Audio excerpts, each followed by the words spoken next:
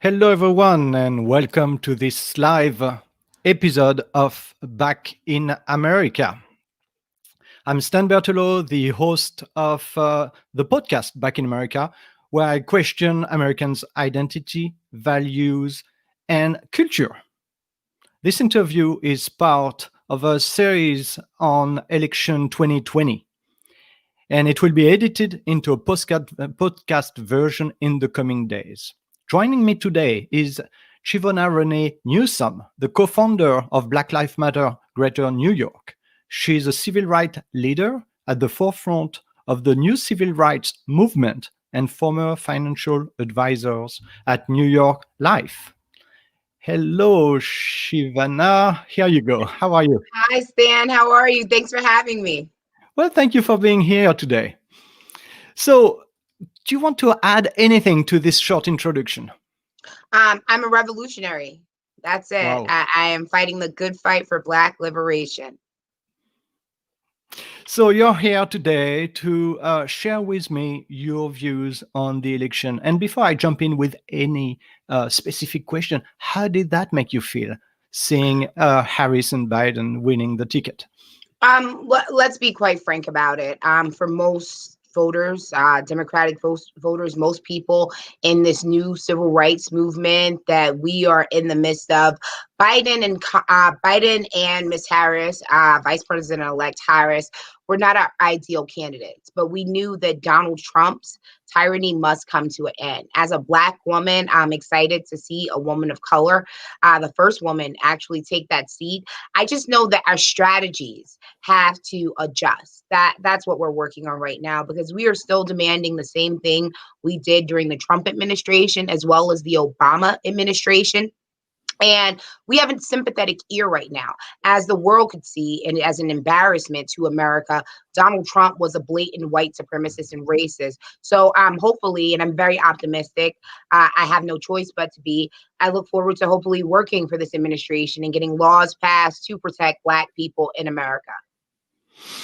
So yeah, as you said, many Americans felt very torn between voting for Trump out of office and voting in the Biden-Harris ticket. And so, what do you think will be, or what is your vision for their presidency? The vision for the presidency is someone who unites this country. I think that's the first step for the Biden-Harris administration, because America has always been a racist place ever since its inception, from the way indigenous people were treated to the way my ancestors were brought over here as a commodity. So the first step for the presidency would be uniting America, changing how we appear on the world stage, and then getting to work.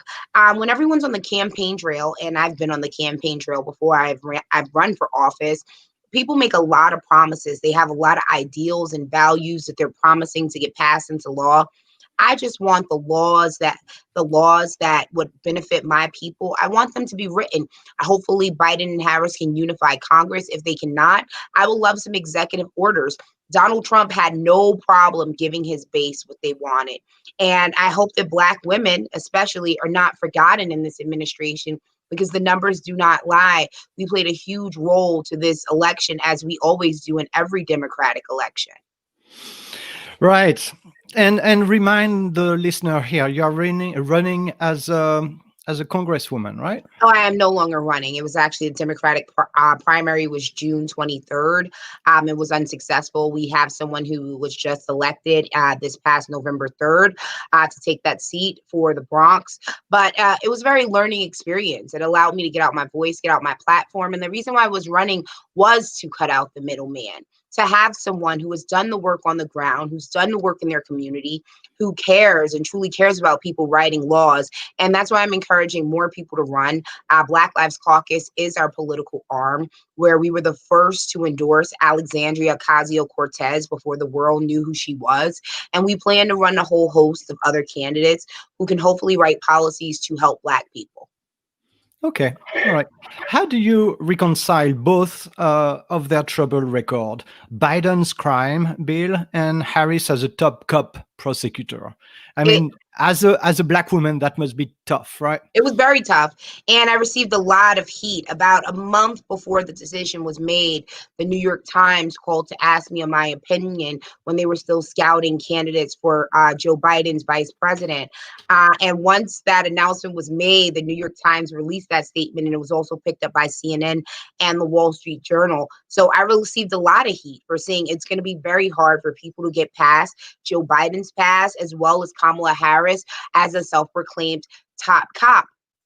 So with that being said, I have to work with the cards that I've been dealt. So these are the two people. They are making promises to move forward. I see that Kamala has stuck to her word and didn't go back on the death penalty.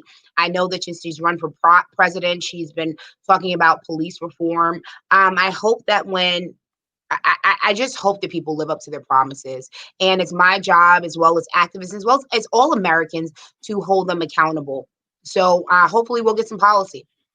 Hmm. Let's hope It's for. hard. It's very hard because think about it. You have to think about the choices. Now, if you were in America during the Obama terms, especially the '08 term, it was this fire that overtook Americans. It was this promise of hope, a promise of something new. People stood on the lines happily. We thought this huge rolling change was coming. And people were usually excited about the candidates that they vote for. But someone for me, I had to weigh the options. I really had to make a column and say, how will this benefit me? Donald Trump had personally threatened my brother, who I co-founded this organization with, for treason and sedition. So a Donald Trump presidency could have meant possibly being charged as a domestic terrorist, what white supremacists like to call us. So I don't fear for my freedom right now, having the Kamala and Joe Biden take office, but they are not the Democrats and the leftists and the people who generally support the policies that I believe in.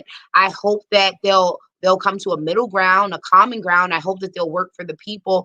But it was a very hard choice. This was not an easy choice going to cast my ballot. So that's interesting what you say about them not being left enough. As a European, I smile when I hear Republican, and I've been speaking with people who actually think that this is a communist coup. That makes me laugh, right? Because we know what People who say socialism looks things like. like that, who say communism and socialism, even democratic socialism isn't even real socialism. Like, it's just they have no meaning and concept of the word. Like right now, I'm called Antifa, anti-fascist. The Republican Party is just strays so far from reality every day. It's amazing that they're still on this planet.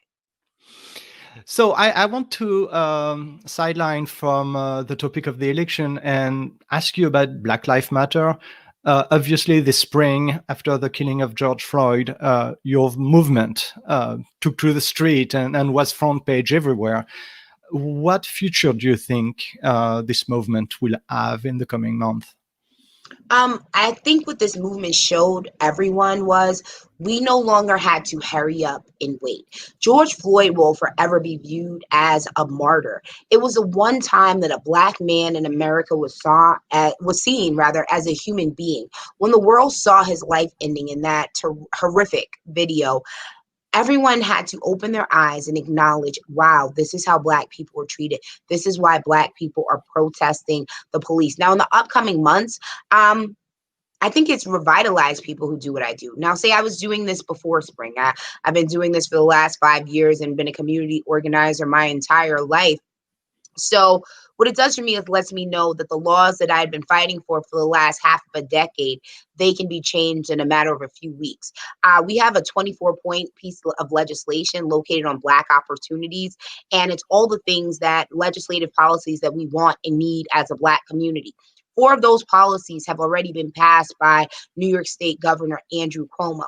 And this came about in maybe 2 weeks after George Floyd was murdered. So that lets us know we don't have to wait for the next presidential election. We don't have to wait for until next time someone's governor or mayor. It just simply lets Americans know who are in need of legislative intervention, that we no longer have to wait. If the powers that be want us to have equity in this nation, they can simply write executive orders. We don't have to lobby. We don't have to petition. But unfortunately, I don't think that it will be that easy. We'll forever have to shame politicians into doing what's right until we replace them with people in the community. Okay. Uh, Being French, I was quite interested to see that you've been invited by Les Napoléons Yes, to speak in their Congress in January in Val d'Isère. yes. Tell me more. I I'm completely honored. I got the invitation about 2 weeks ago.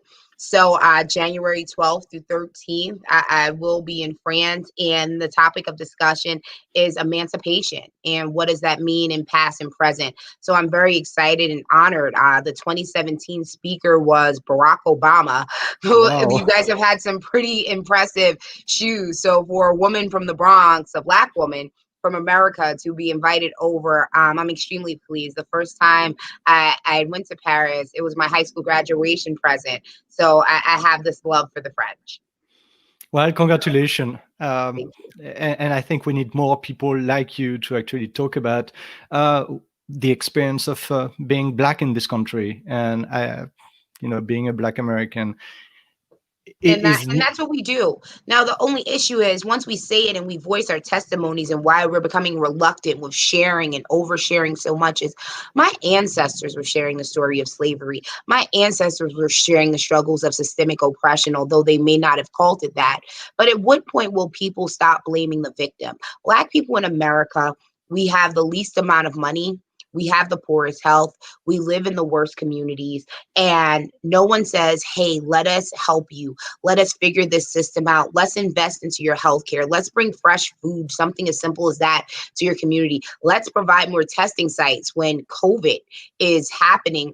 But no, people would rather blame Black people and point at us as if it's our fault that we forever been treating as second-class citizens in this great nation. Well, Chivona, thank you so much. Thank you for sharing your views on the election. Thank you for talking about your movement. Uh, what will keep you busy in the coming days now? Well, Black liberation, it doesn't stop. I know that the world thinks it's just police brutality, like, oh, another Black man has not been murdered. But I fight for Black people across the whole diaspora. So I fight for immigration. I fight for women's rights. I fight for housing equity and so on, and all the perils that plague my people. So I'm forever busy. My team's yelling at me to take an off day, but it's too much work to be done right now. Do you have a day Sorry, do you have a day job beside that? I know activism is my full-time job. It's what I do every day. Good. Well, congratulations. Thank you for being on Back in America today, and speak to you soon, I hope. Definitely. Have a great one. Thanks for having Bye me. bye. Bye bye.